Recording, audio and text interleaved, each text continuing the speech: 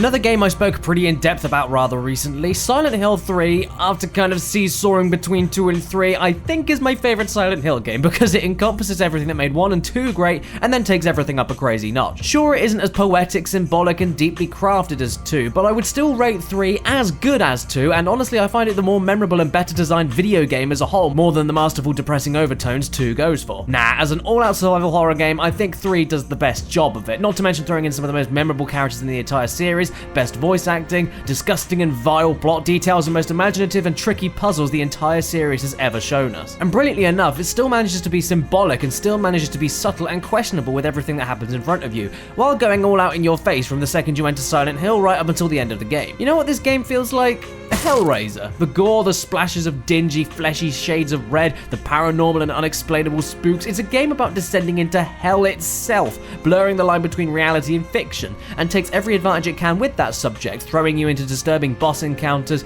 pitting your limited ammo and clunky moveset against demented and unhinged monstrosities hiding in every corner of the game, and in my favorite aspect of the entire game, really expresses and explores the effectiveness of rooms in video games. Small, boxy, claustrophobic, sometimes even pointless and with nothing in them other than to unsettle you and sometimes outright kill you after scaring the shit out of you, making you completely helpless as hell itself consumes you. The level of anxiety and unpredictability in Silent Hill 3 is off the charts since you don't have a clue what will happen as you walk into any singular room, and the game relishes in moments like that. Not conquering fears for rewards or anything predictable like that, just random rooms that might have something in them, but might not, and only exist to freak you the fuck out. It's so cool. To heighten this are the classically panic-inducing tank controls that can often get you confused and suicidal as punishment for not keeping a cool head or zoning out of the game. And backing all of this up are some of the best visuals and lighting effects the PS2 ever processed, insane levels of detail with sights and sounds, inhuman and jittery animations, and some of the most memorable set pieces in any survival horror game out there, like the amusement park, the shopping mall, the haunted house attraction, which actually scared the shit out of me the first time I played it when I was like, I don't know,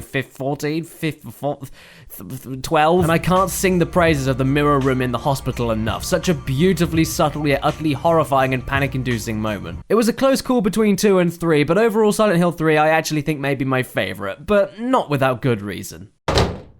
Today's Pixel Empire announcement in the description below is that look at these Legend of Zelda potion things. Yeah, they're pretty, right? You could almost say that they're rather legendary. And this allows me to naturally link to my next point that if you use the discount code Caddy on checkout, you get 15% off of everything you want to on the site.